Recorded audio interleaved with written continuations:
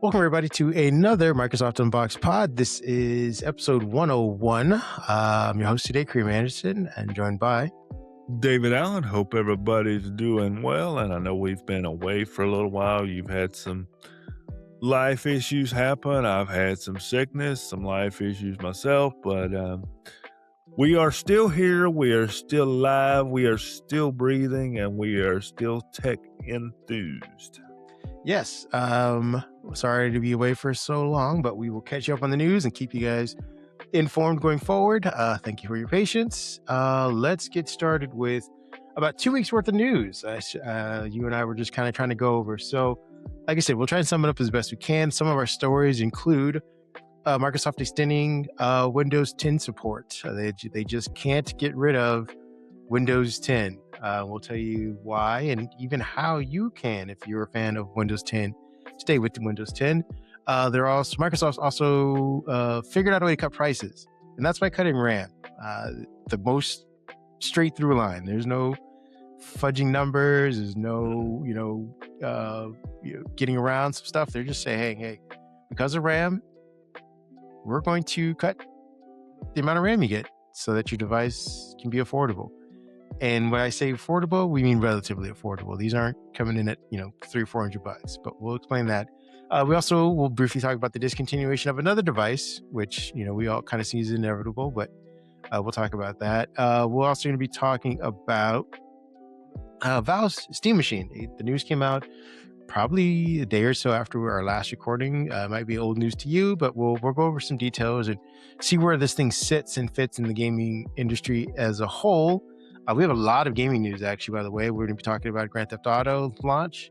It seems like now that we actually have an official launch date, which we'll go over, pricing as well for the game. We're getting some other news about the studio, and it's not good news. It's news about potential layoffs, unionization, the dreaded developer crunch time, that whole, hey, this needs to be out at a certain due date, so you guys are going to be living in slave-like conditions until we're done. We'll be talking about also the brief price increases, the budgets for this game that have gone up continuously over the years. Astronomically speaking, it's hit $2 billion now, a budget for $2 billion for a video game. We're also be talking about Adobe expanding its creative agents across the cloud and what those are and the details and how you can make use of them. Then, we got some actual Microsoft news that isn't gaming related. This is about Project Aion, I believe it is, a new Copilot based operating system to compete against Project Aluminium for Google. And then we'll potentially round off again with some more Xbox news. So Xbox has had a ton of news over the last 2 weeks. I think we last left you off with some firings, I believe, last thing we talked. And this is Microsoft's Asha Sharma and Matt Booty talking about the difficulties coming ahead. Well, over the last 2 weeks, those difficulties have only become more clear. We're going to be talking about some of the updates that have come to the Xbox Gaming Hub, studio closures and rumors, some really bad news on the horizon potentially. We'll be talking about some projects that have been greenlit as far as TV is concerned. Microsoft is trying to get back into that and how they end around become kind of successful. And that's kind of having to do with Bethesda and the Fallout series and some other things that they got that have actually been doing pretty well. And then if we have any more time, we'll talk about some free play days and some Game Pass news. With that being said, I've rambled for quite a bit. I'm going to let our host, David, take off with the first bit of news, which is the Surface pricing and software and what we're going to be getting. Well, this is interesting. How does everybody feel about less hardware? Yay! How do we feel about 8 gigs of RAM? Do we blame the MacBook Neo for opening that door? Maybe. Mm-hmm. In short, Microsoft has decided the way they're going to help you deal with the RAM crisis and the high cost of a 16 gig of RAM Surface is, guess what? They're going to offer you an 8 gig of RAM Surface. So you will be able to run Google Chrome and Google Chrome. If you've got Teams, You might slide that in there, so maybe Google Chrome and Teams, but the idea is less RAM, less money. So, for example, we're not getting down to the MacBook Neo cost. We're getting down to about $799 for the 8 gig version, and we're still doing this on the Snapdragon X2 infrastructure. So we're still doing that.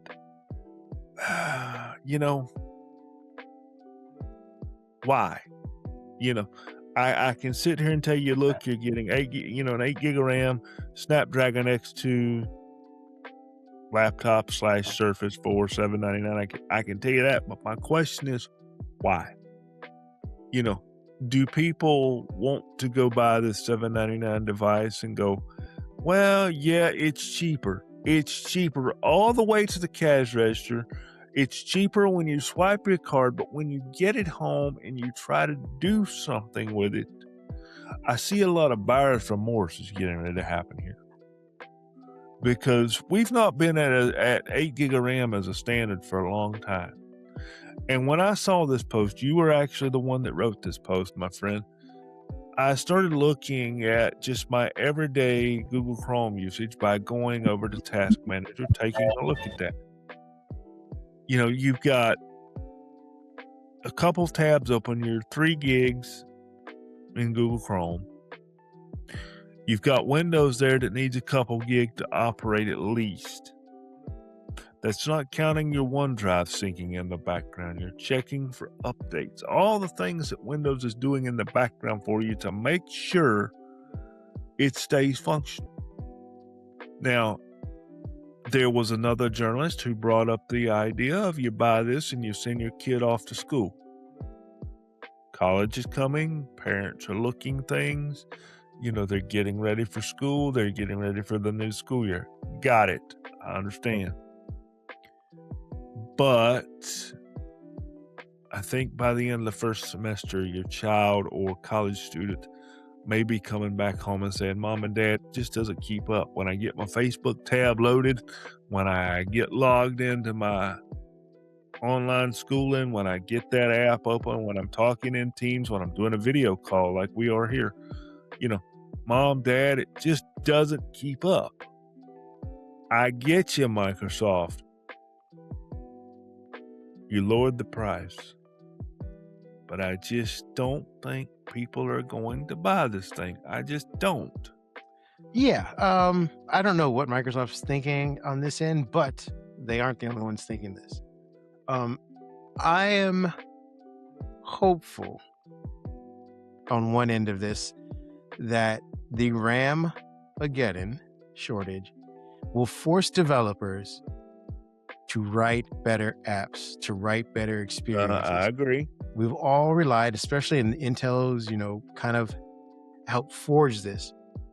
And, Wintel, I guess, as a group, help forge this idea of just throw more processing power at it. Let developers write whatever type of code and whatever type of experience they want, as long as the horsepower is there. We always joke about, 16 gigs, the bare minimum to run Windows. That shouldn't be the case. When Apple is able to come out and put a phone chip with 8 gigabytes of RAM, and it does 85 to 90% of what you need, that is because they've told their developers, they've told their people, these are your constraints, work within them. Microsoft has said, hey, no constraints, do whatever you want. And now that they're being forced to, by physical limitation, we're getting these, we're going to start to see where the metal's at for these developers. That's my hope, because there is no getting around it. There is no, I'll just throw more power out. I'll throw more horsepower underneath it to push the devices. It's now I got to figure out a way to process this data, to display it, and to have a user behavior that's enjoyable. Otherwise, people won't use my app or they won't use the device. So that's my hope. Now, obviously, there's the cynical part of me that'll just be like, to your point, I can't use this device. And maybe a Chromebook is better for them. Maybe the Neo is better for them. And Microsoft and Intel and Qualcomm loses that customer forever. That is probably the reality of it. But the hope is that on the other side of this, whenever RAM is more available, we'll have refined our development experiences, our app experiences to, hey, 8 gigabytes is what we had to deal with for 2 to 3 years. It works well at 8 gigabytes. Yeah, I have 16. That's great. It's just additional stuff I can do. But the app experiences for 2 years had to be refined for 8 gigabytes. So, are we just going to, while you were saying that, something popped in. what do you got? Are we just going to keep pushing people to the cloud though? And Dang it. Yeah. we go back to, okay, if we build these 8 gigabyte machines, we can, say, look, this app that doesn't run well is over here on the cloud. Give us $19.95 a month, $4.95 a month, and look, we're making money because we made less hardware. It's going to be very weird because, one, we're having, to your point of our previous conversation, people fighting back on data centers in general. Yeah. And that the cost for running those data centers are going to start going up for cloud service providers. The cloud is not infinite, and we know that because we're paying for it currently. So we're going to be running to a head on all fronts: RAM, storage, not just for us, but for people who provide the cloud. They're going to have a crunch because of AI, and it's all boiling to a head. So they can push us toward the cloud, but at some point they're going to say our cloud is full and we can't operate at a profit. So you either get less or pay more. And at some point that whole system is going to break. If you were going to be like, I'm going to have to, pay more for physical storage. Like I can't pay you monthly, $109, $128 per year. Doesn't make sense when I can just go for the one time and pay $200 to $300 and get 5 times the storage that I can access whenever I need to, wherever I'm at, offline, online, any device. I plug my phone into it. I plug my PC into it. It just works. That could all be coming to a head in the next 2 or 3 years. So yeah, I think to your point, I think in the near future, the next 6 months or so, they're going to be saying cloud everything. But even they at some point will say cloud sometimes for higher prices, and people are either going to have to pay those higher prices, lose their data, or be forced to just say, all right, yeah, I used to be able to buy a 2 terabyte hard drive for $50. Now I got to pay $250, but it is my hard drive, and I will just have to manage my storage and my data on my own kind of situation. Who knows? Or we go back to the way all this cloud thing started, where, I'm going to take 15 seconds here. Everybody has, if you know what a NAS is, network attached storage. I've noticed in the last 6 months, they have really pushed, house your own data, do it your way. But what I've noticed is a hybrid approach to where what you need daily access to, not the photos of your wife and kids, because you don't need that. What you need daily access to is in the cloud.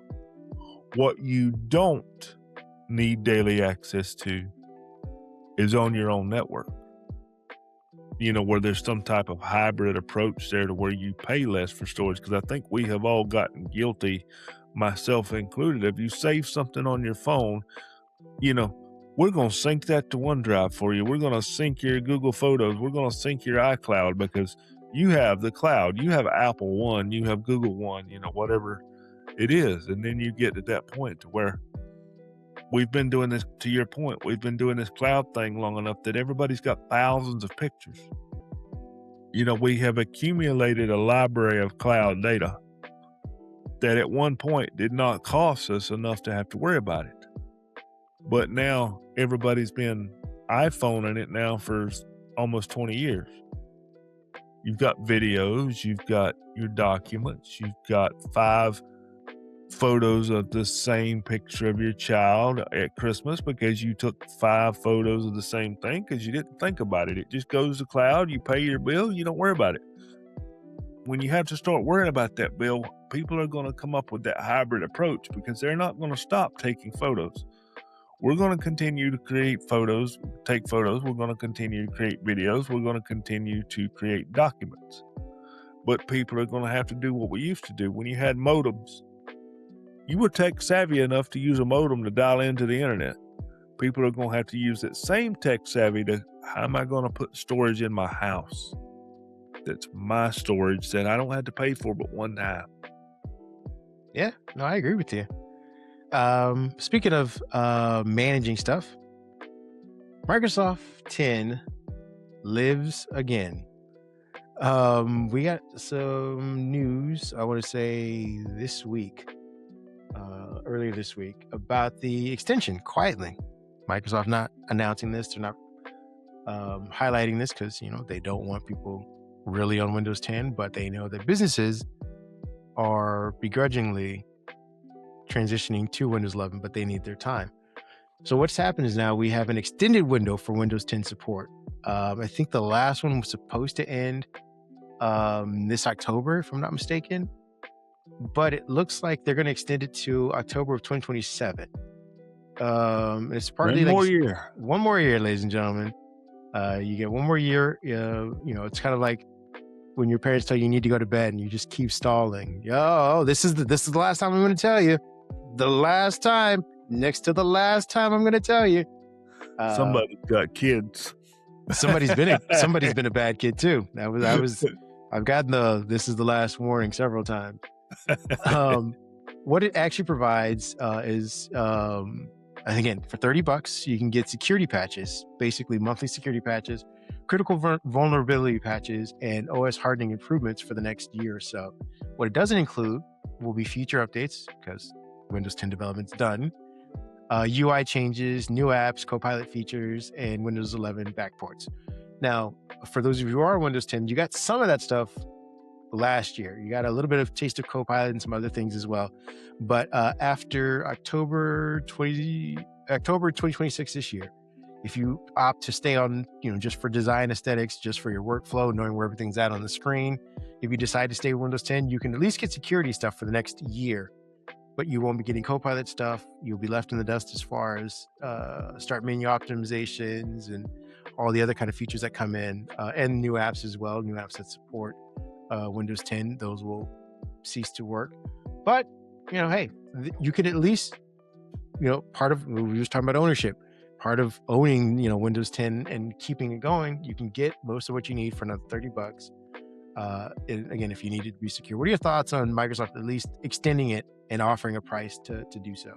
Well, if you don't like AI, you can go use Windows 10. That's the first. That's the first there thing. You go.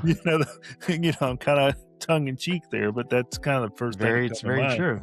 But I think this is more for corporate folks, because anybody that has bought a recent PC, you were forced to Windows 11, and I don't think you can go back. I could be wrong. I don't think there's a rollback. I think you can possibly, format your drive and install it, install Windows 10 manually if that's really what you want. But I think this is more corporate. I will applaud Microsoft for a reasonable nominal fee for at least offering security patches, because I'm sure there are plenty of businesses out there that have got an app that runs on Windows 10, or they've got an infrastructure that works on Windows 10, and they just don't want to move to 11, or there's a big risk of moving to 11. I get that. So at least they're making it a nominal fee, if that. Now when you go pick up the new piece of USB hardware, the new webcam for your office because you use Windows 10, best of luck to you. The odds of there being a driver there that Windows is going to pick up and use that webcam are probably slim and none. But hey, Windows 10 lives on. Windows 7 lived on like this for a long time. Windows 7, I think, got another 7-8 years out of it, maybe longer than that. But $30, security updates, no AI. There's companies out there that are happy about this. Yeah. We don't have much more to say than that. Like I said, if you want to, you can go and pay $30 to do it. This is mostly intended for commercial use, and they'll do it by bulk orders or whatnot. But like I said, if you're a fan of Windows 10, you want to stay on it, don't care for Windows 11, you do have options, which is one of a benefit and a negative for Microsoft in some aspects. Mm-hmm. That being said, let's talk about Adobe. Adobe is pushing more into the cloud and less on ownership. Well, I'm going to start this way. I stopped my Adobe membership the end of last year. So they stopped getting that $60 from me a month or whatever deal it was I had at the time. They stopped getting that fee. And to be honest, folks, I have not missed it. So what has Adobe done? I was going to say, this is the best selling point ever for the new features that are coming out. Well, I've got to be honest. I have just not missed it. And I write these stories, I wrote this story to see if I had any interest in coming back. And I don't. So let me tell you what Adobe has done. They have taken their AI integration deeper by giving you new agentic abilities, which means, guess what? It does things for you. I have read in a lot of places where there's some misunderstandings about AI and then agentic AI. Agentic AI generally means that the agent, that's where the word agentic comes from, will do things for you or do things on your behalf.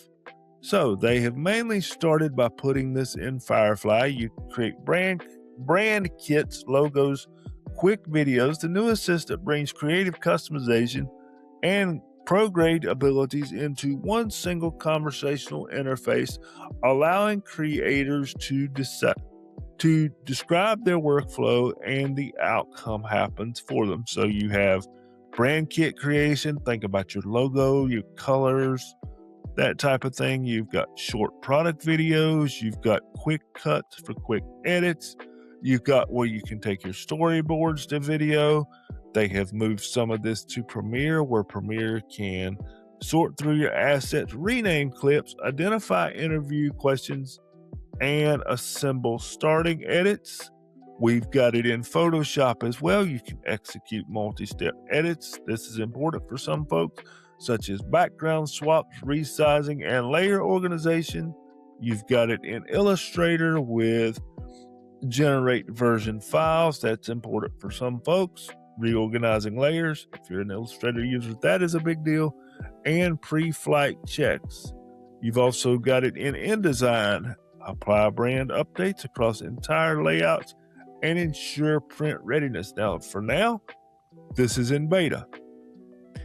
So you'll have to be a part of the beta. The beta is a waiting list. I did follow up on that. The beta is a waiting list, and they're taking people in slowly. Some of the smaller features are available in public beta, which means you can grab them now. The After Effects is in private beta, and that will come later. So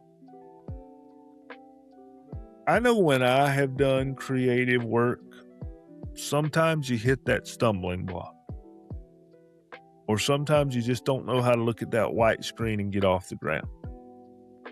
I am guilty as charged of, typing something into AI just to give myself that inspiration, that neat little, push of this is what I want to do. This looks like a good idea.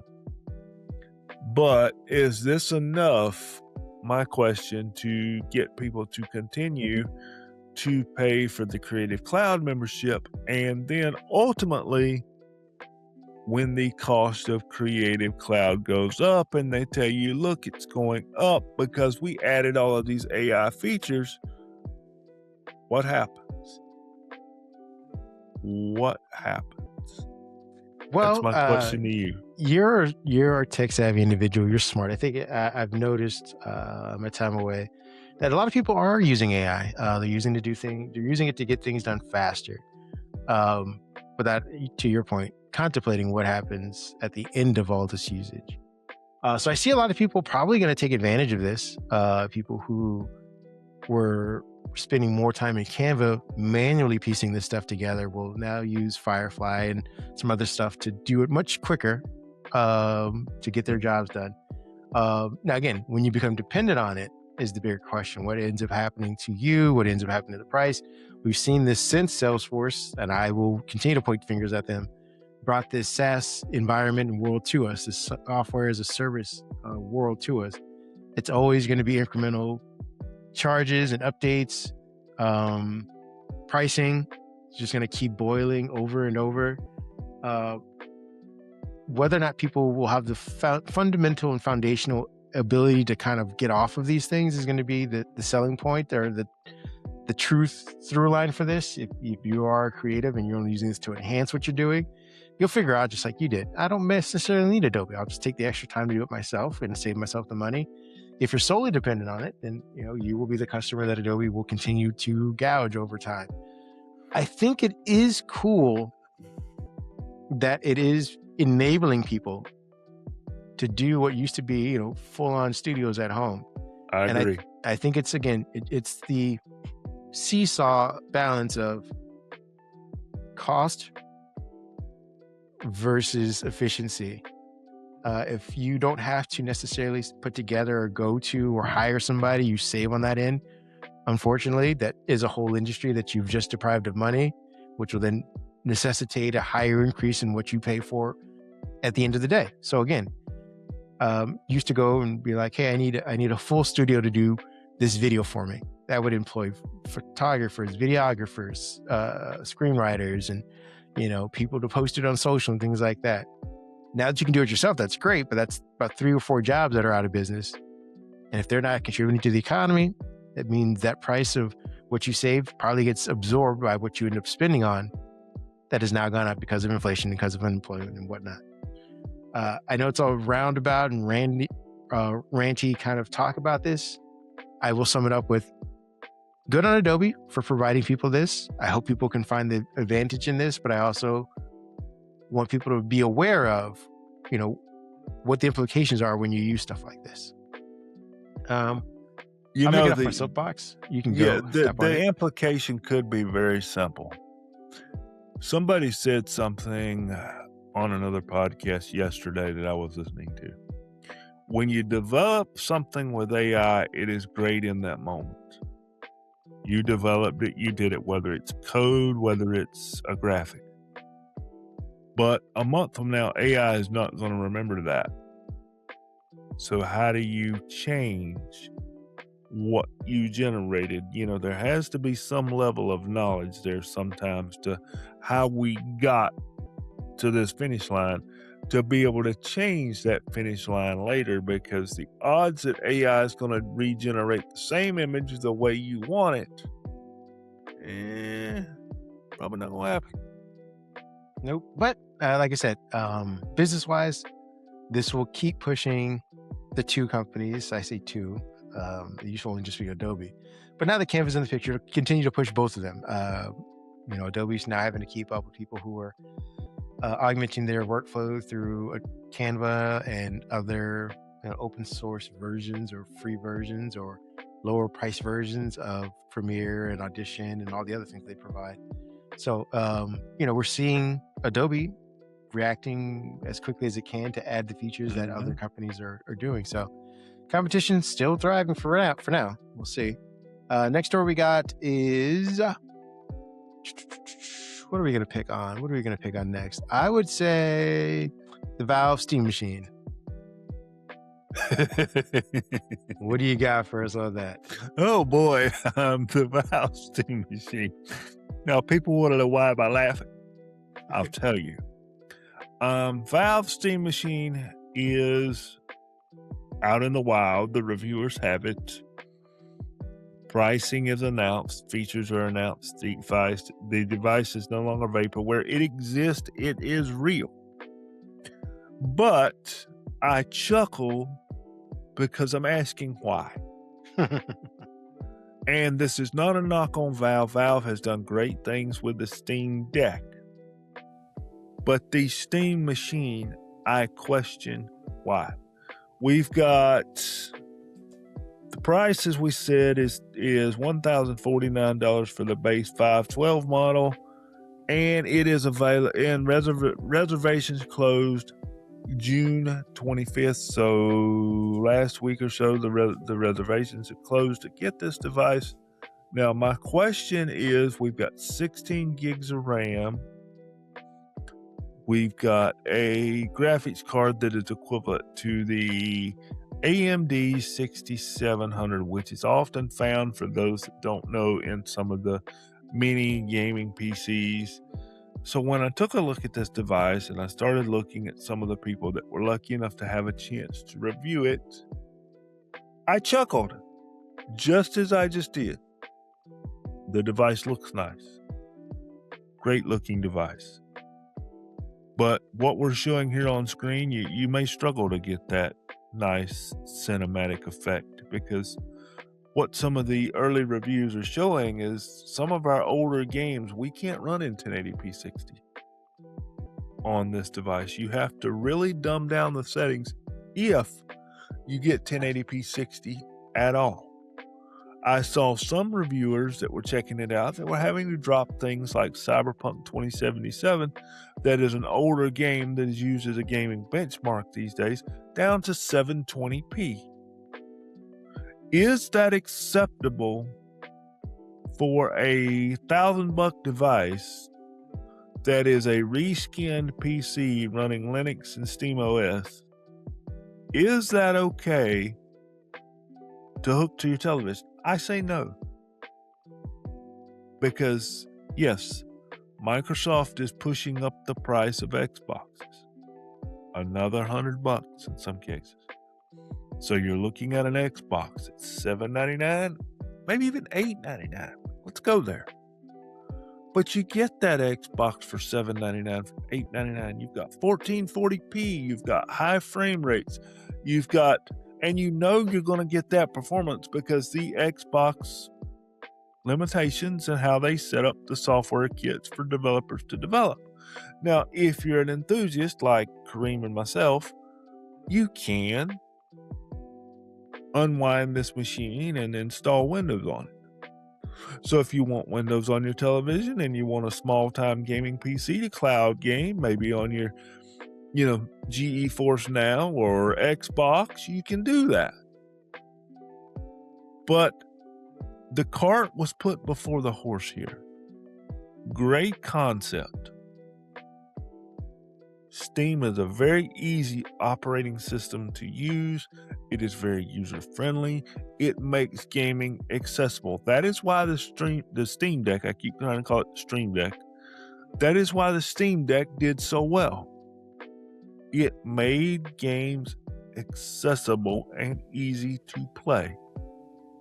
I think if we wait 6 months, we wait a year, the hardware might be a little better. Maybe when this first was announced, Steam came out and says 4K.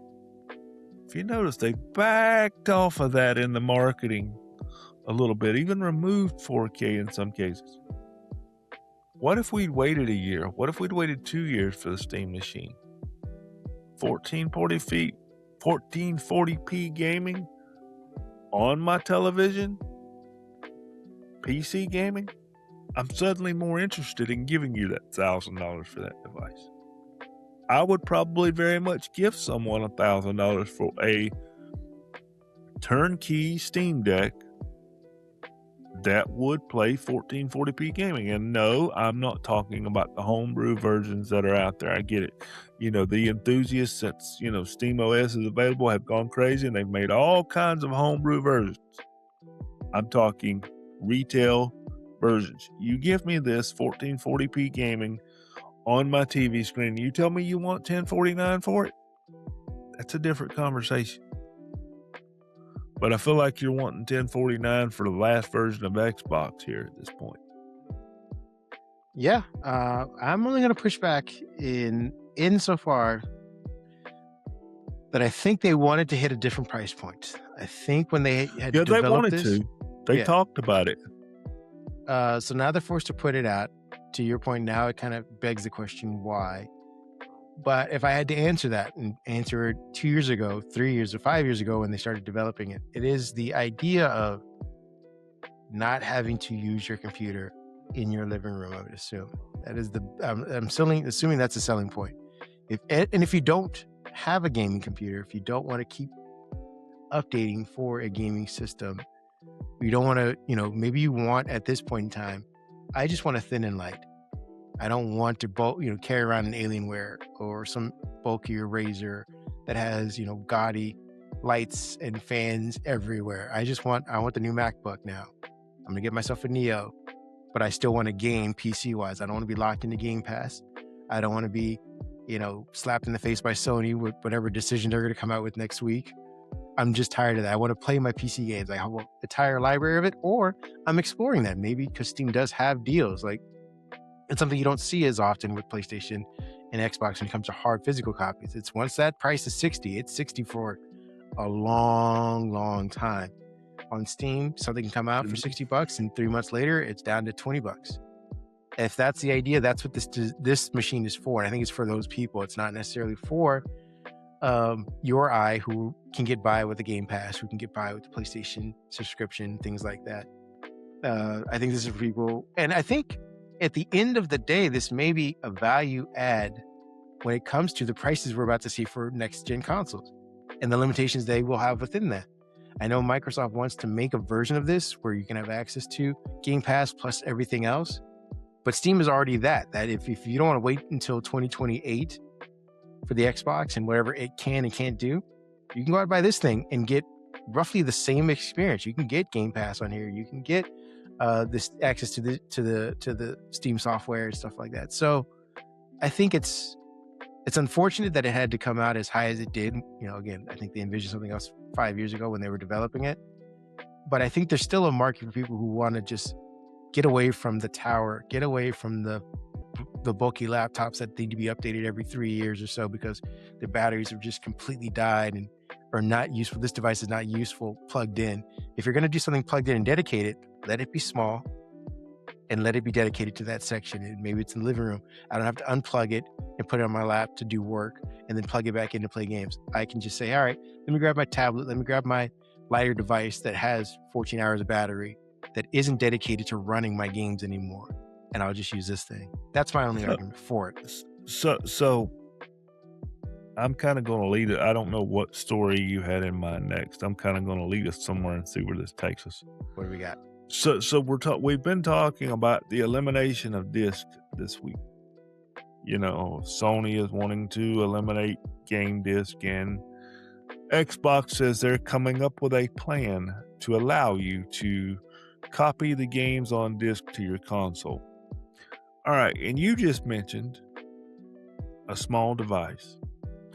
I've got small devices in my home. They're called Rokus. They're called, Google TV. They're called, streaming devices.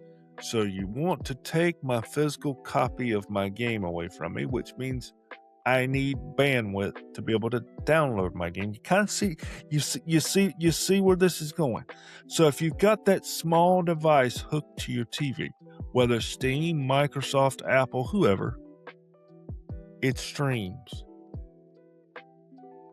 You pay for your streaming subscription. There's a company out there that does that very well called GeForce Now. So do we get to a point where are we edging to the place of we see this RAM apocalypse is going to be a while, so let's see if we can get people to start streaming? Is that the overall picture here? Because you're either going to buy storage to store those games that you rip off your disc, because Sony and Microsoft are going to pull the disc drives out. You're not going to be able to play that. They want you to buy that storage, or you're going to stream it. Which is it going to be? Well, if the companies had their way, streaming, because again, software as a service, you can always incrementally increase. Now, to that point, one last thing, and then we'll move on to our next topic because I see where you're segueing. The Steam machine does have micro SD, so you could theoretically do what people do on the Switch. You could buy a bunch of micro SDs for dedicated gaming. Download whatever that game is onto that device, onto that micro SD, and that becomes your cartridge from going forward. You mark it as small as you can write, like, if I'm playing Whiplash SD card, put that away. That'll always be on there. Now, again, there are DRMs and some other online stuff that triggers when you start to do that when you want to play that game. But you could have the best of both worlds. You could use this thing to stream whatever games you want, or fortunately, this one again has micro SD, where Sony and the Xbox don't, and you can start to just do that. You say, all right, I'm going to put 6 games on this or 8 games on this. This is my, role playing micro SD. This is my first person shooter SD. This is my sim SD, so you could start doing that with Steam Machine. You can do that as soon as this thing becomes fully available. I think right now it's obviously in limited quantities and reviewers got a hold of it, but eventually this will be out for everybody. Now, to that point, we had a ton of Xbox news, and that's kind of what you were hinting at, segueing towards. Let's get into that because it could be a big section. If you're not interested in that, skip ahead. I don't know, about 20, 30 minutes maybe. But we're going to start with the first bit of Microsoft Xbox news, which is we got news last week of some updates to the Xbox platform, which will allow people to create longer gamer tags. You can go up to 15 characters now. I think it was capped at 12 before. So you can start adding, longer names if you want. Microsoft's also working on, to your point of cloud everything, playing games during cloud downloads. Where it currently sits is that you would have to wait, I think, where like 70 to 80% of the game is downloaded before you can start playing and finish the downloads. It looks like they're going to be able to launch a cloud-enabled gaming while it's installing. So you can say, hey, I want to start just playing this, and it'll snatch the cloud version while it's simultaneously downloading the bits onto your system so you can play it there. We're also getting updated gaming hubs. The new games hubs is now auto-opened when launching titles from home or My Games app. Then we're also getting a new add to wish list button. So for all those games that you are scrolling by as you're doing your search and you're saying, hey, that looks interesting, I want to check back on that, or maybe I'll buy that when it's cheaper, you have a new way to do that. So those are some of the new updates we got. And again, those started the end of last week, if I'm not mistaken, or the week after the last time we talked to you guys. So you may have them now, but I know that they're going out to insiders first. But in a couple weeks, they should be out to everybody. So keep an eye out for those. Some other news we got are studio closures and rumored negotiations. This is part of the another bad week of Microsoft news. And bad juju in Microsoft land. Yeah. And I think you wrote an op-ed about this, and I'll talk about the reported closures and the digital disc program first, and then I'll let you rant about that, because it's all kind of under the same idea of like Microsoft needs to figure itself out, and it seems like it's not doing a good job right now. Undead Labs, for those of you who don't know what that means, think of the game State of Decay. It's the zombie sim game that's been pretty popular on Xbox. The first one was kind of an indie hit, indie darling. Microsoft bought the studio, put some money behind it. The second one became, ironically, and all pun intended, a juggernaut. There's a juggernaut in the game that's called that, a DLC. But the game has become a huge, thriving success on Microsoft. Obviously not to the point of Halo, but people do know when you hear the term State of Decay, they know what you're talking about. Well, unfortunately, even though they've showed in this year's showcase that State of Decay 3 has gameplay, and they have a workable trailer for what's coming out next, and the game should be coming out pretty soon, the studio apparently is in trouble. It could be shut down, sold off, and then the game not even come out. Some other studios that are within the same ire or Compulsion Games, Ninja Theory, Double Fine, and for a minute there was Obsidian Entertainment, might be at risk of being shut down by Microsoft. Now, most of these studios are in talks with Microsoft to see if Microsoft's going to keep them, if they're going to invest in them, if they can spin them off and sell them to somebody else for a profit and keep the development going. But that's just news you hear about. And again, as Microsoft had its showcase about new games, some of these studios they're about to cut showed off games. So we were teased with, hey, this could be coming out from these studios. And then less than a month later, or roughly a month later, these things are in danger of being shut down. This begs the question of Asha and Matt Booty talking about, Xbox needing to be accessible and playable. Well, at the end of the day, you need games. Games come from studios. The fewer studios you have, the less games you have. It doesn't matter how great your hardware is. It doesn't matter how great your marketing is. You still need the games. And the games serve as a community. People go out and talk about their experiences, and then that's how you push consoles, you push more games, and you push more experiences. You develop trust when, again, a studio like Rockstar or Insomniac, You just trust them because they've been making good games. And when they say, we're going to come out with the game, your whole community gets lit up and excited. People got lit up and excited for Spider-Man. Same people are getting lit up and excited for Wolverine, for GTA 6. I mean, that's got a huge buzz. But you have to release the games. You have to keep the studios. You have to invest. The last thing I'm going to do is say, before we get into letting you talk, was disc to digital. This came out probably within hours of Sony saying, we're not going to be creating digital discs going forward for our games. So if you were interested in a PS, is it 5, I guess, is the one that's coming out? Is it 5? 6. PS6. It's pretty much guaranteed that it will be discless. Sony won't be making disc for the Wolverine game. You will have to download digitally. Microsoft, this is kind of a reverse of the Xbox One situation, came out within an hour or two saying, hey, we're working on a platform to do disc to digital, at least conversions. So for those of you who are worried about systems going forward, how do you don't want to have to rebuy Red Dead Redemption, you don't have to rebuy your most latest Gears of War because it has to be digital. They're working on a platform that allow you to, I think it is probably scan or enter in your barcode or some kind of code to then turn that hard copy into digital, so you can at least keep it in your library going forward. I don't think Sony said anything about that. They just basically said, you're SOL, we're not doing disc going forward. So what are your thoughts on those two stories and how it kind of ties into the bigger grand scheme of gaming and what Microsoft's doing? I want to sum this up real concise here because I don't want this to be a 2-hour pod. Gamers lose. Gamers lose again. That's how I want to sum this up. Now, if you haven't looked at the website, I've got an editorial up there that says Microsoft and Xbox need a divorce. And I think we have reached that point.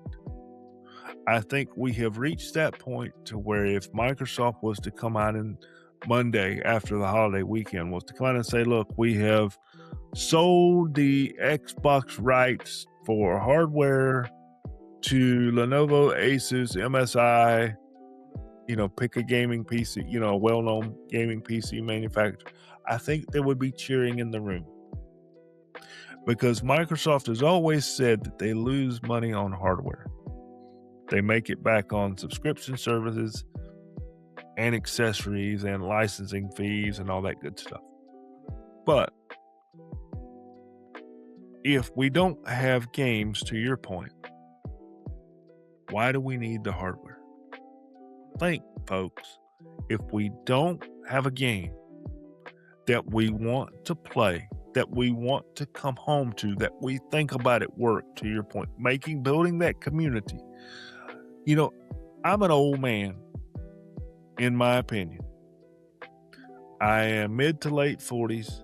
I enjoy gaming. You're a couple years behind me. We enjoy our games. I enjoy the community.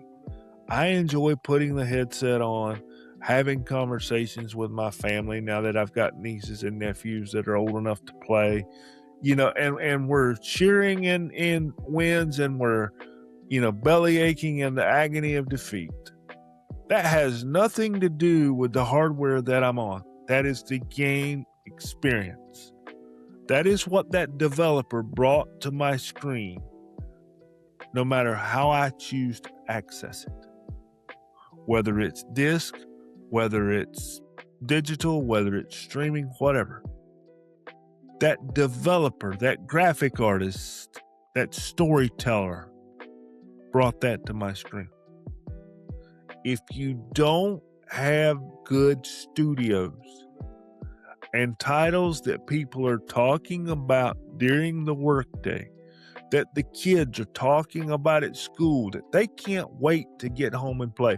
The Fortnites, for example, everybody remember when that was a big deal. The Angry Birds, everybody remember when we went crazy over an Angry Bird. Halo, for example, and notice these are across all genres. Angry Birds was a phone game, a mobile game.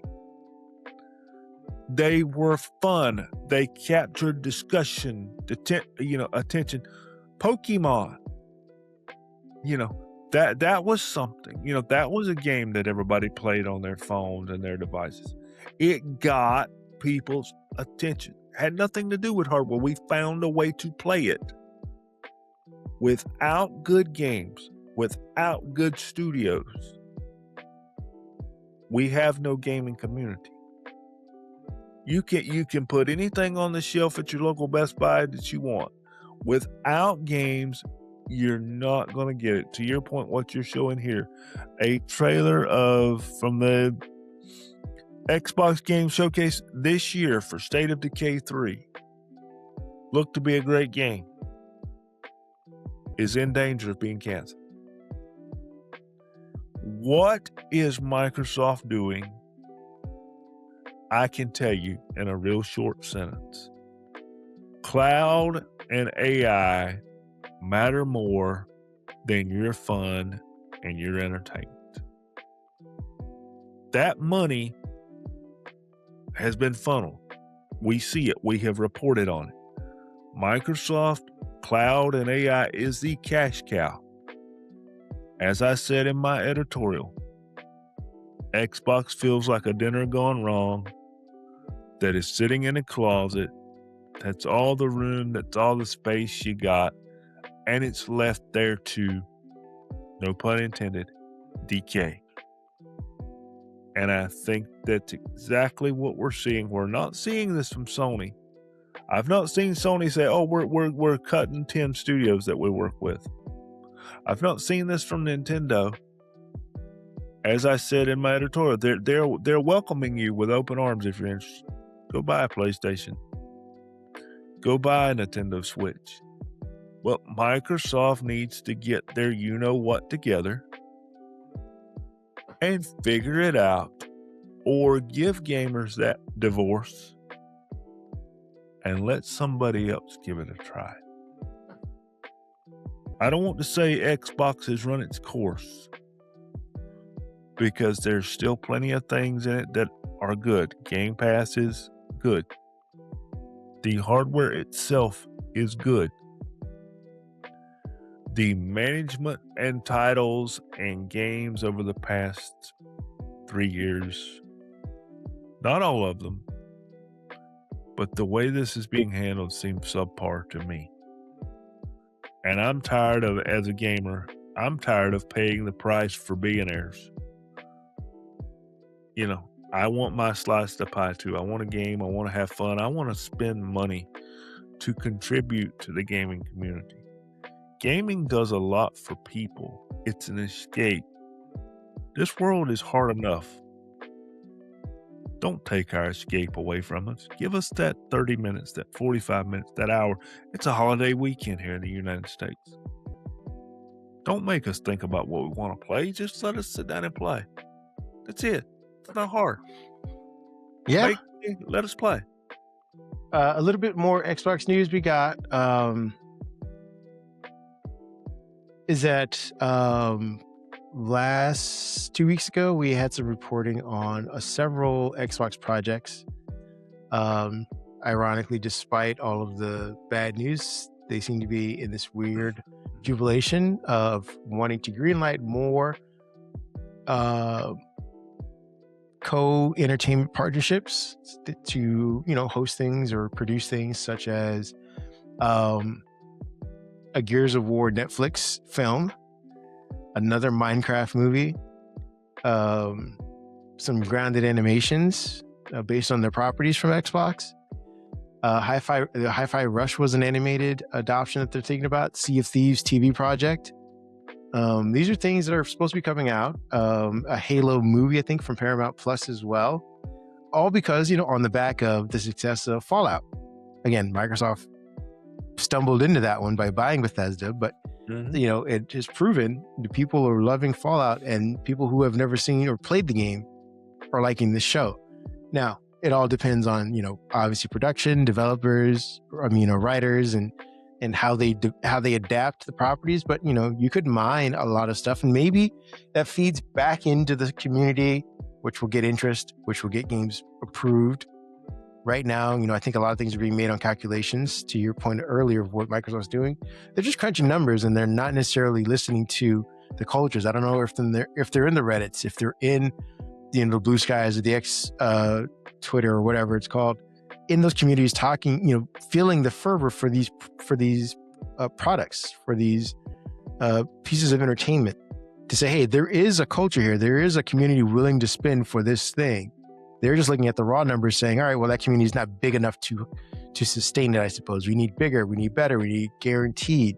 We need to see what the revenue upfront's for pre-orders, that kind of stuff. As opposed to people who were saying like, hey, I've been playing, such and such game for the last 10 years. It hasn't had any new developments. There's nothing great about it, but I just stumbled into it because I was watching this show and now I've been playing this video game over and over. Alan Wake might've been one of those. Alan Wake was a game that came out a long time before I even got into it. I became a huge fan of it. Was definitely, part of that culture. And then they came out, I guess someone figured it out and made an Alan Wake 2. That's how these kind of things may get done going forward. That's my only hope for these projects. I know the Halo TV series didn't do very well, but it also didn't seem to be marketed very well. And it also had a weird story that didn't really align with the show, which I think might have thrown off some of the hardcore fans. And then it wasn't militaristic enough to warrant new fans. It wasn't accessible in that aspect. Yes, a movie like Aliens makes sense. You have aliens, you have humans, and you have, weapons. This had too much lore for the average person, but not enough for the hardcore gamer. So it fell in that weird spot. Again, I said these projects will depend on who's managing them, spearheading them, the studios behind them, the money they put behind it. But if I had to be positive, I'm hoping that this brings on a new wave of people who weren't introduced to these games and now wanting to go back, revisit them, and push for more, either games similar to it or extensions of that said game. The last bit is we got some release dates for Onimusha, Way of the Sword, coming out September 4th. There's been some sales and promotions. We got the publisher spotlight on Atari series right now, so you can go in and get some of those games for relatively cheap. Crystal Dynamics and Deep Silver. There's some expected summer holiday deals. I know Steam's got their 4th of July stuff. I think Xbox should be in the middle of theirs in mid-July, so keep an eye out for that if you want to get, gaming is about to get expensive. If you want to get more bang for your buck, wait about 2 weeks and you might be able to get some really good stuff. That's all I got for the gaming news as far as that's concerned. One other bit of gaming news we got is Grand Theft Auto 6 was officially announced in between the time we were gone. So those of you who have been waiting or been under a rock, October, later this year. I think it was, right? Is that what it is? Let's see. Let's see. Pre-orders open June 25th, 2026. Oh, and physical in-store versions will be available November 12th. Yeah, and then the PC version is expected sometime next year. Yeah, because they said they were going to do console first, PC second. And it's kind of interesting that they're waiting all the way to mid-November. Yeah, November 19th, 2026 is the official release date. They're not hitting the big Call of Duty, that big October month where the Call of Duties and everything else hits for the holidays. It's interesting that they're waiting all the way. They're waiting, but everybody else has basically cleared their calendar, though. If you've noticed, a lot of releases have got pushed till 2027 now to make way for, because they realize people are going to go out and spend and here's our official prices for the games. $7.99 for the standard edition, $9.99 for the ultimate edition. So the rumors of $100 game were true. Yep. But if you were just playing a regular version, it's $10 more than a normal game, which is again relatively inexpensive. If we're looking at $60, but for a game that's been hotly anticipated to come out at $79.99, kind of a sigh of relief for some people. With the announcement of the release date, we're also getting some news leaking out finally from Rockstar about the working conditions. We hear every time at the end of a movie or a game, something with a crunch time like this and a lot of work put into it, that the crunch allegations of crunch, quote unquote, which happens in gaming, have resurfaced now. There are a lot of people or workers described that they were, facing massive firings, deadlines that were impractical for, work-life equality. People were just, having to work at their desk, having to work long hours, having to work long weeks, and let alone hours. So you work 12 hours a day for 14 hours a day straight. That's inhumane to some extent. So that's, some of the rumors coming out about that now that we're getting towards the, light at the end of the tunnel for this game finally being released. We're also getting news about a unionization effort that picked up, I believe, in 2025 after about 30 people were fired. Workers are citing concerns about, again, that same sort of crunch time for Grand Theft Auto 6. Even though they have opened up pre-orders, it doesn't mean the game is completely done, and they have till November 19th in order to get it all polished. So you can only imagine that, the rumors that we've heard of current crunch situations and experiences will only deepen and get worse in the fall, or towards the end of summer, as they rush towards this deadline that they've officially announced. And again, this was pushed back. I mean, the game was supposed to come out, I believe, beginning of this year, and so they pushed it back. Who knows what they're putting their workers through in order to meet this new deadline. When there's $2 billion put into this project, there's a lot of high expectations. I was listening to a podcast that talked about how the budget for Grand Theft Auto has gone up exponentially every release. I think last year, Grand Theft Auto 5, which was 10 years ago, roughly, I think their budget was $250 million. And that's kind of, those are... 10 years ago, that was the big equivalent of, was... That's a couple Marvel movies right there for you, pour it into a game like this. And now we're at $2 billion. Who knows? We might hit the $1 trillion next time Grand Theft Auto 7 comes out, and only Elon can play it. So that's our Grand Theft Auto news. What are your thoughts on this? Are you excited for the game?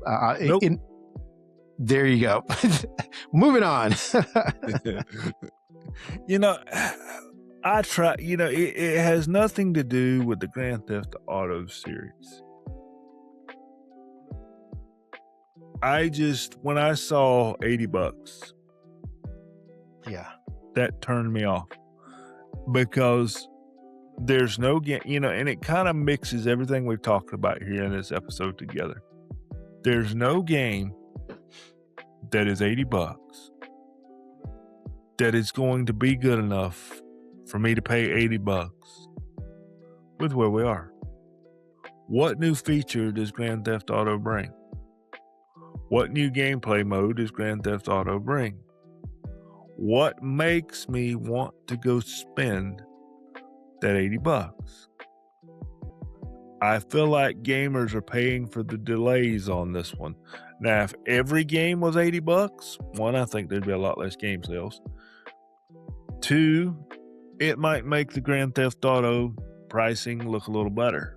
But as soon as they said $79.99 to get started, when you're eventually probably going to have to pay the $99.99 for the deluxe edition, whether you do it through content buys or do it up front, I have no interest. I'm sorry. I can't go $80 for a video game, because we've not reached a new technology. Now, let me just throw out an example. If we're talking about VR is here for the console, and it's an amazing VR experience on your Xbox, your PlayStation, or whatever. Okay. You gave me a reason. You gave me something to nibble at. I got to try this new experience. Here's $80 for me to try it. Win or lose, I gave you $80. I tried it. What's the new experience in Grand Theft Auto other than you spent millions and billions of dollars, literally, for graphics, AI, CGI, and all that good stuff? What feature made it worth $80? If Rockstar can answer that question, I'll go buy it. On the opposite side of it, I am excited about it. But I'm practical, and I was already telling people before that this game will probably be the only game I buy for a long while. If it's going to be $80, this will be probably the game I use and play for the next 2 to 3 years. It will be the only game I'm playing. So, buddy, I'm going to let you spend the $80 first, and you can tell me if it's worth me spending the $80 second. That's just what again. And it may not. I agree with you. There's no new technologies that'll be implemented in this. Now, there'll be new experiences, gameplay, UI, stuff like that. Will probably be changed and updated. There's supposed to be a huge map. We're going back to Vice City, which is based off of Florida, which I live in. So it'll be interesting to see how they kind of translate that. But yes, there's no new technology that warrants the additional $20 or so for this game. I get that. But because we're going to be in an environment where, you have to make decisions on what you purchase and what you don't purchase. Yeah. And people will have to be more salient about their financial investments. This will be what I consider an investment. This will be, again, like I said, I don't plan to get a new console. Even when they come out, it will be long after they come out that I may even think about it. I'm currently happy. Yep. I'm privileged to be able to play what I can play now. And if this will play on my Xbox S, then I will purchase it. And that, like I said, that will be my only gaming experience for the next year or two. I won't be looking at new games. I won't be looking at new consoles. Unless it's for a free game, like we do, the Xbox Play Days and stuff like that. This will be it. This will be my $80 investment, and that'll be it for a while. Because, like I said, I won't be getting a new Switch. I won't be getting new games for the Switch. I'll just be playing this thing because I spent $80 for it. But I am excited. I think I've always enjoyed the Grand Theft Auto games. I've been bad at them, but I'm excited to have a new version of cops chasing after me 24/7. So I'm looking forward to it. On a screen and not in real life. Yes, it's much more preferable on a screen. Tell you from experience, you don't want cops after you in real life. With that being said, we have our last story, and we'll get you guys out of here. I know we've been running kind of long, but Dave and I are happy to be back together and hanging out and talking with you guys and spending time. But our latest story is actually about Project Aion. This is something we didn't get a chance to write about it on the website itself, but it's something I believe if you guys want to go visit Windows Central, they've been covering a couple stories on this. This is a new Copilot based operating system. Now, I think we've talked about the idea of Microsoft eschewing Windows development in general because it's just too much spaghetti, too much coding over 40 years to ever say, hey, we can trim it down. People want it. We've been wanting that with Windows S and other versions of that. Windows X, I think, was another one. We've been wanting Microsoft to figure out a way to make Windows lighter, use less resources. So, you have extended battery life and you don't need 32 gigabytes of RAM to have a decent experience. I don't think there's ever going to be a way for Microsoft to do that, except for maybe this Copilot OS, which basically just strips out everything from Windows and runs everything through Copilot. Some of the details that we got was a 3-minute video that leaked about Project, and I say Aion, it's AION, that shows basically people using Copilot to navigate around the operating system. And I think that's the future a lot of companies want to get to. They're just no more having to worry about a GUI necessarily. Making sure that you have to maintain the UI and updates and stuff like that throughout the entire legacy OS. You can just run everything through your AI bot / component. We noticed this with, I think it was Project Aluminum we talked about, Aluminium from Google's I.O. They are also creating an AI first operating experience for their updated Chromebooks. What we know about this so far is that it's using the new Win3 design language. They won't have support for Win32 apps. It's supposed to have faster updates because again, you're just updating the language model.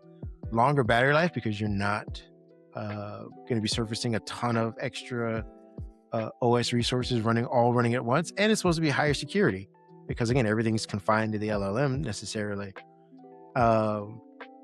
It won't run native Windows apps, but again, you won't necessarily need apps because you're giving everything through a prompt that will then surface all the information you need from the internet.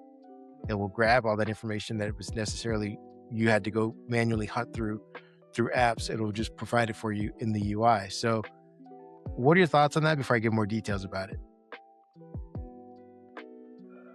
What are my thoughts on an AI operating system? You know, yes, no, maybe. Okay. And I say that because yes, it will happen. No, people won't want it. Maybe some people will use it because I think we're going to see a reversion of some things sooner than later. I think we're going to see a pullback away from some AI things. Now, let me clarify what I mean by that. People will always be lazy. I see it in my daily workflows. How many times do people copy and paste an AI answer to a question and they ride that horse till it breaks?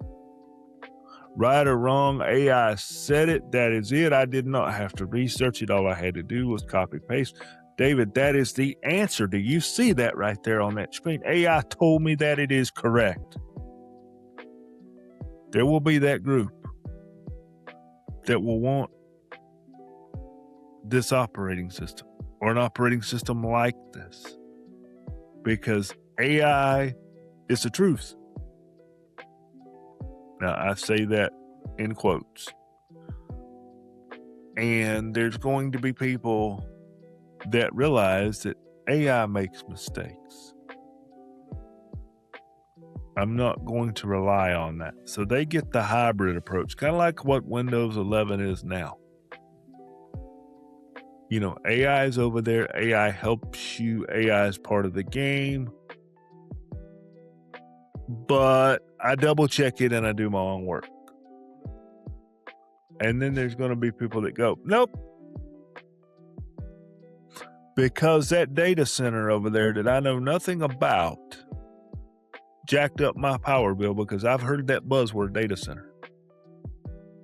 And I'm going to say this, I said it on the last pod that we were able to do.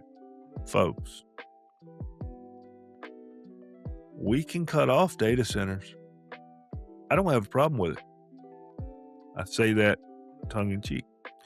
But when you ask for that and when you blame data centers, think about where your Facebook is ran, your Twitter is ran, your TikTok is ran, your Instagram is ran, you know, your streaming services is ran, your Netflix, your Hulu, your gaming, you know, let's put it in there.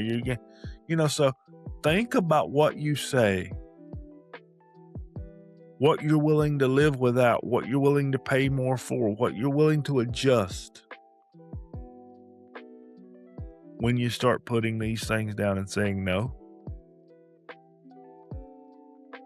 I don't see where we get to a point where an AI operating system is mass scale because we're already having data center pushback. Can you imagine if Windows 12 was something like what what we're talking about? Everything is AI and everything is in the cloud. Could you imagine what the data center pushback would be? I don't even want to think about it. Yeah, I mean, I agree with you. As I watch this video, though, I do have to say that I think it's a revisioning of how we use our systems currently. And I agree.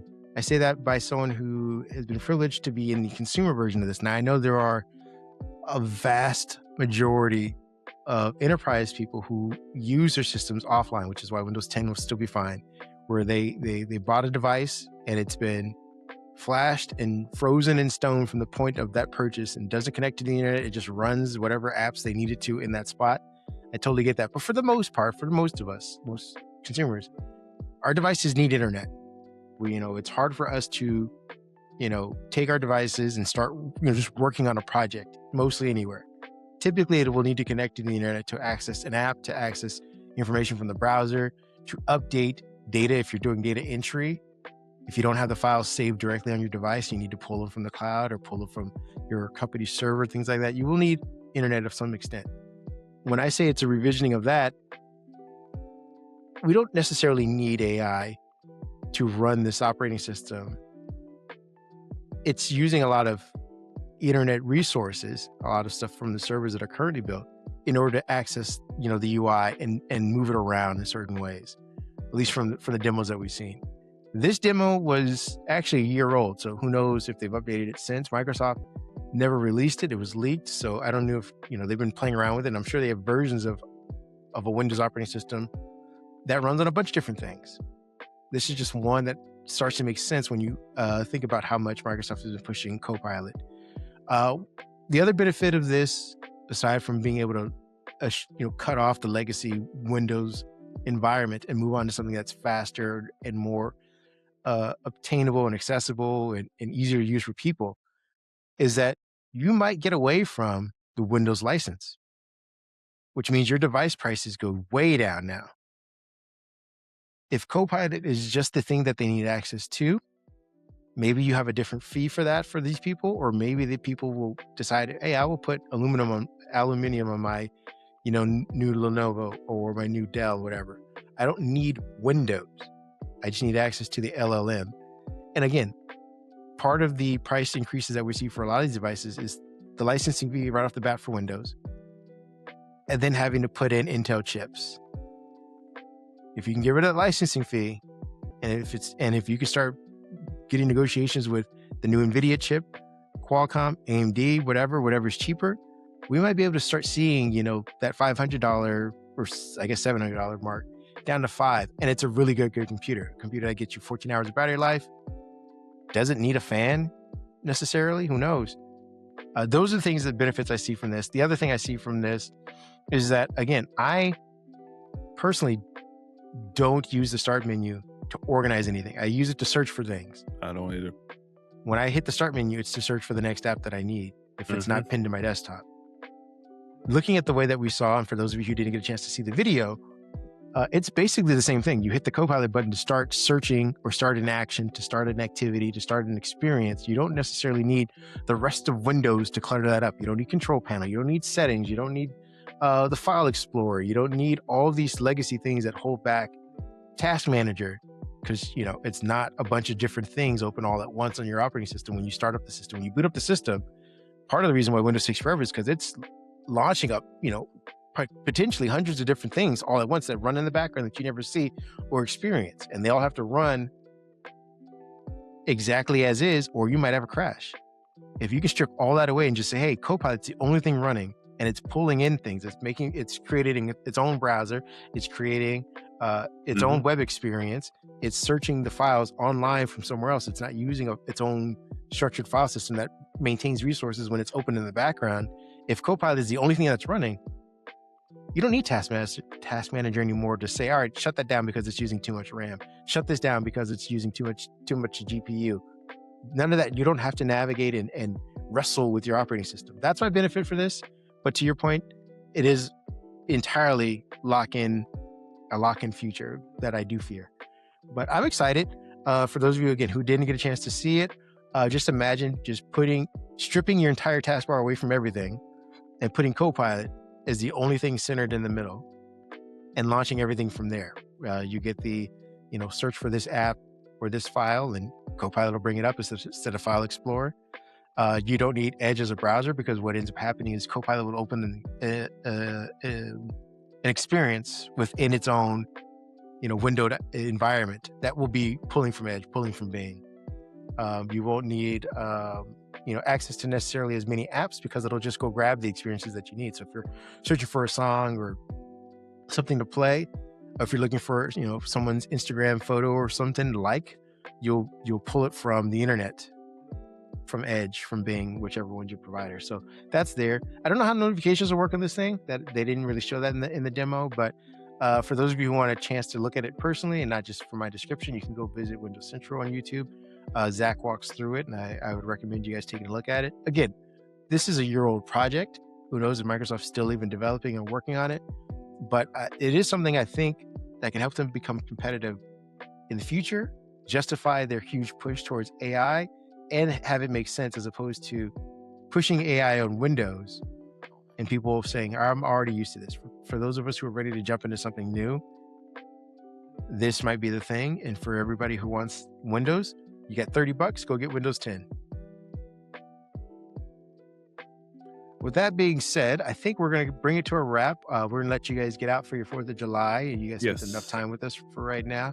If you're not here in the States, enjoy whatever you're going to be doing this weekend. For those of us who are in the States, if you can. I'm in a sweater. I was talked about this earlier about my partner. It's because it's 70 degrees in my house right now. We have the AC blasting. But if you're outdoors, please stay hydrated. Please stay cool if you can. It's supposed to be hot over here in the Southeast and East Coast area. So again, find some water, find a fan, find an AC room or car you can hang out in for a little while. We want to see you guys healthy and hydrated for next week. Where can people find you if they want to hang out with you this weekend, talk to you, chit chat, whatnot?